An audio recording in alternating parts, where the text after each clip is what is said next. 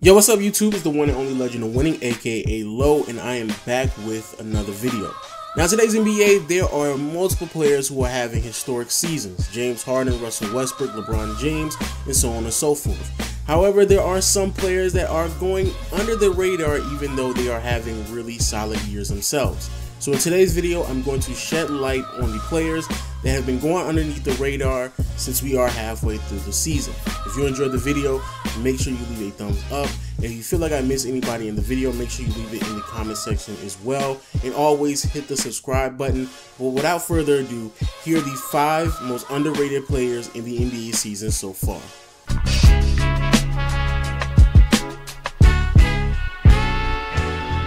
The first player that I have to talk about is Nicolas Batum. Nicolas Batum is a wingman that plays for the Charlotte Hornets that doesn't really receive the type of credit and recognition that he rightfully deserves. Now, in today's NBA, there are a bunch of guards that are putting up crazy numbers, and Kemba Walker this season is having one of his best years as well. However, unlike other guards, I feel like Kemba Walker's help doesn't receive the right recognition. Everybody knows that CJ McCollum and Damian Lillard are killing it. Bradley Beal is now healthy, and I think a lot of people have recognition for what Beal contributes to that team with John Wall, and everybody knows about Kyle Lowry and DeMar DeRozan, and then Klay Thompson and Steph Curry. However, the sidekick to Kemba Walker is Nicolas Batum. Nicolas Batum is a swingman that fills up the stat sheet and is really efficient and flexible in what he brings to the court. This year, Nicolas Batum is averaging nearly 15 points, 7 rebounds, 6 assists, which is something that is fairly impressive. Any player in the NBA that can average over 5 assists while also averaging over 5 rebounds while nearly averaging 15 points is something that should stand out, but I think a lot of people don't recognize how important and how impressive that is. So as you clearly can see, the amount of players that average 10 points, 5 rebounds, and 5 assists are only 9 players in the NBA. Now, this may take you for a surprise because you probably believe that a lot of players can average and fill up the stat sheet like Nicolas Batum does along with the other 8 players on this list. However, it just doesn't happen that often. The rarity that a player can average 5 rebounds and 5 assists while also contributing offensively and with scoring the bucket is something that just doesn't happen that often. However, Nicolas Batum, not just this season, but throughout his entire career, has been consistently able to accomplish this. But the thing that really impresses me is Nicolas Batum, along with a few other players, have a usage rating below 24, which basically means that as soon as they get the ball, they make a decision and they make their teammates better without having to hold the ball for that long. As you clearly see, you have Draymond Green, Al Horford, and obviously Nicolas Batum, which again is extremely effective for the amount of numbers that Nicolas Batum puts up. So again, looking at what Batum contributes to the game and what he contributes to the Charlotte Hornets team, especially when it comes to winning and they put themselves in a situation to be in the playoffs, it is mighty impressive and it should not go unrecognized because Nicolas Batum is a very well-rounded player that is putting up stat lines that is hard to find in the NBA. And for a player that is a quote-unquote sidekick or has taken a lesser role, that is really impressive.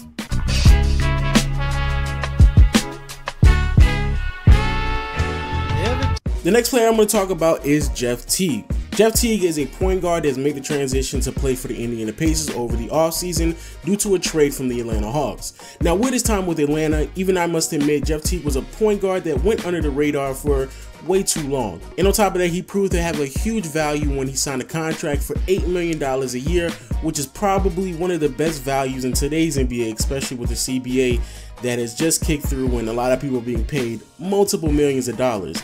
Jeff Teague this season is averaging 16 points, 4 rebounds, 8 assists, and nearly a steal and a half, while shooting 45% from the field and 34% from behind the arc. This right here is arguably one of Jeff Teague's greatest seasons. And the reason why a lot of people just don't know about this is simply because how slowly the Indiana Pacers started off in the beginning of the season. Some people made wild assertions claiming that this right here could arguably be the second best team in the Eastern Conference, especially since the Eastern Conference is so wide open and is so top heavy with Cleveland at the top. However, in the beginning of the season, due to the slow start, everybody kind of backed up and didn't really jump to any wild conclusions. However, over the past couple of dozen games, the Indiana Pacers have really turned it around, and Jeff Teague is at the focal point of this.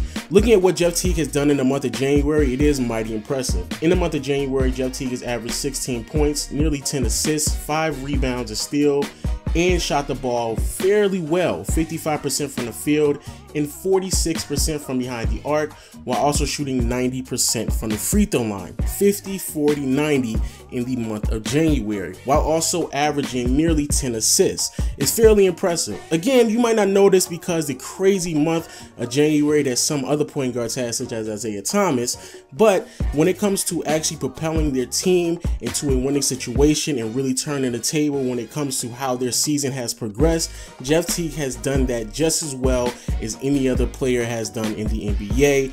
However, he just hasn't been noticed for it whatsoever. So hopefully this right here puts you on the notice of Jeff Teague and the Indiana Pacers, because now that the second seed is really wide open for the Eastern Conference and other teams are contending, I do feel like the Indiana Pacers have put themselves in a situation to really contend for the Eastern Conference because of the contributions of Jeff Teague.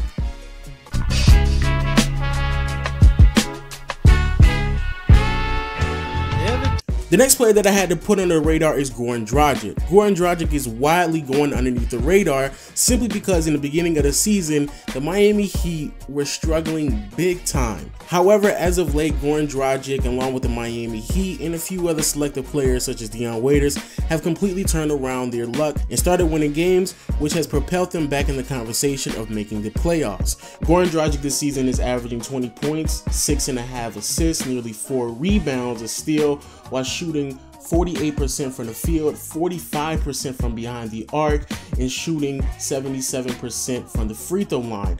This is easily the best season that Goran Dragic has had since his 2013-2014 campaign that he had as Phoenix, where he won the Most Improved Player of the Year award. Goran Dragic is a point guard that has had some problems adjusting since he's been in Miami, especially dealing with another backcourt mate in Dwayne Wade, and obviously getting lost in the mix with other veterans such as Chris Bosh. Then you had Joe Johnson, Luol Deng, and then the resurgence of Hassan Whiteside. However, since there has been a huge overhaul in the roster and the personnel, Goran Dragic and Hassan Whiteside has been the focal point of the offense and defense moving forward for the Miami Heat. And they struggled in the beginning. However, in the past 10 games, they have propelled themselves and put themselves in a situation to actually contend for a playoff spot. Now, that may not mean much in the Eastern Conference. However, it's still mighty impressive that a team that was at the bottom of the conference is now putting themselves in situations to actually make the playoffs, and I applaud them for at least competing. And everything has really had a snowball effect over the past 10 games where the Miami Heat have just been on fire, especially Goran Dragic. In the last 10 games, Goran Dragic has averaged nearly 23 points, nearly 6.5 assists, almost 5 rebounds, a steal, only turning the ball over a little under 3 times. However, 54% from the field and 54% from behind the arc. That is ridiculous. Efficiency like that is rather contagious because not only has Goran Dragic has seen a major improvement in his play, but also Dion Waiters, a player that a lot of people had some questions about, especially when it came to efficiency and decision making. His numbers have gone up as well. So because of Goran Dragic and his leadership at the point guard position, it has really made his entire team better, and his efficiency is really starting to show, which is something that a lot of people, including myself, has already known Goran Dragic for. However, over the past 10 games, shooting 54% from behind the arc is rather impressive. If Goran Dragic is able to play at this level, I can easily say that the Miami Heat should be able to make the playoffs. However, I really don't know if that's good or not, but it is something that is rather impressive, and it is something that should be noted, which is why Goran Dragic is on this list.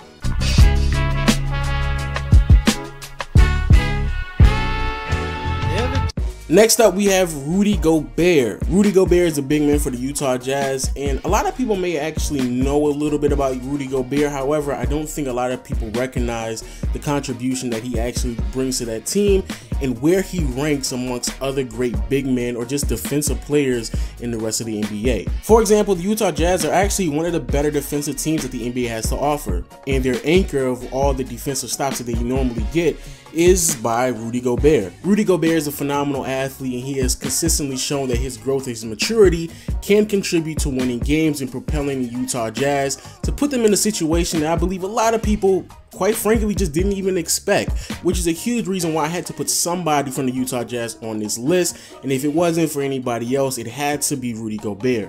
This season, Rudy Gobert is averaging 13 points, nearly 13 rebounds, leading the league in blocks with 2.5, while shooting 66% from the field.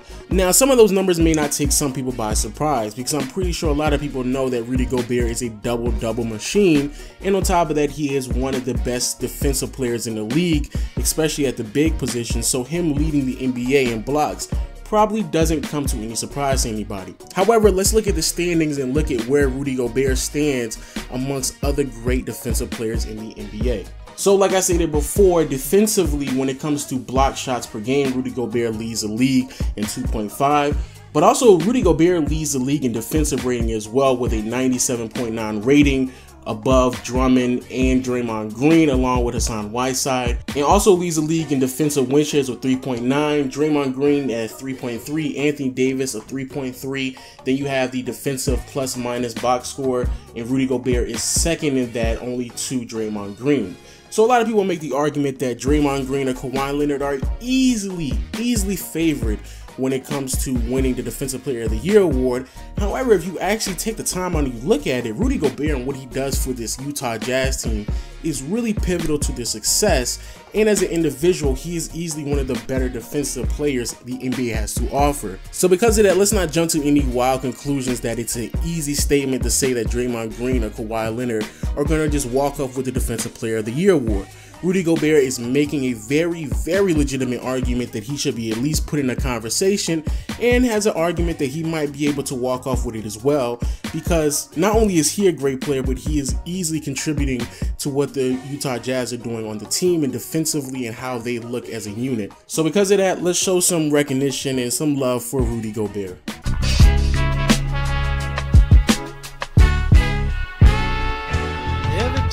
And finally, people, we have Nikola Jokic. Jokic is a phenomenal big man that is very flexible, especially on the offensive end. Not only is he a solid scorer and a solid rebounder, but the one thing that separates him from a lot of other players in the NBA, not just big men, but just everybody else in the league, is his passing ability and how efficient he is. For this season, Nikola Jokic is averaging nearly 16 points, 8 rebounds, 4 assists, nearly a steal, and nearly a block, while shooting nearly 59% from the field and 33% from behind the arc. Now you're probably telling yourself, that's okay, it's solid, it's not that impressive, it's not a double-double, he's not averaging 15 and 10, he's still in a losing team, and even if they made the playoffs, they were just going to get knocked out in the first round anyway. Now before you say all that, let me stop you there, because the reason why it is so impressive is because he's doing all of that in under 26 minutes. 16 points, 8 rebounds, and 4 assists in under 26 minutes. I just explained to you not too long ago with Nicolas Batum how many players in the NBA that could average 10 plus points, 5 rebounds, and 5 assists. Nikola Jokic almost does that in 26 minutes. It's rather impressive. However, the real reason why I had to put him on this list is because of the Joel Embiid comparisons. Now, this is something that a lot of people may not recognize, but I don't know why, but people are just going crazy over Joel Embiid. So what I decided to do is just compare their numbers so you get a better understanding of how close Jokic really is to the same play of a Joel Embiid. So as you clearly can see, Joel Embiid, when I made this graphic, 25 minutes, Jokic at 26 minutes. So within the 25 minutes, Joel Embiid averages roughly around 20 points, 8 rebounds, 2 assists, nearly 3 blocks, which is really impressive, a steal while shooting 46% from the field, 36% from behind the arc, and 78% from the free throw line. But the one thing that people just completely overlook, he turns the ball over nearly 4 times. Then on the other hand, you have Jokic. Jokic averages around 5 to 4 points fewer. However, he's a better rebounder, he facilitates more, he doesn't protect the rim as much, the steal numbers are about the same, but then the efficiency starts to kick in. Jokic, 59% from the field, 33% from behind the arc, 82% from the free throw line, and only turns the ball over roughly around 2 times. So we're talking about a player that is wildly efficient, can contribute roughly around 5 assists a game if given the minutes. And on top of that, he is actually bringing some wins to his franchise to propel them into the playoffs. So again, applaud to Jokic, applaud to the Denver Nuggets, and I just wanted to shed some light on one of the better players in the NBA. So there you have it, people. Those are my 5 most underrated players in the NBA. If you feel like I missed anybody through this crazy NBA season, you know, people putting up crazy numbers, so there is a possibility that certain players have gone underneath the radar, please put it in the comment section below. Also follow me on Twitter at Legend of Winning. Also leave a thumbs up on the video if you enjoyed it. Hit the subscribe button, and I'll see y'all next video. Peace.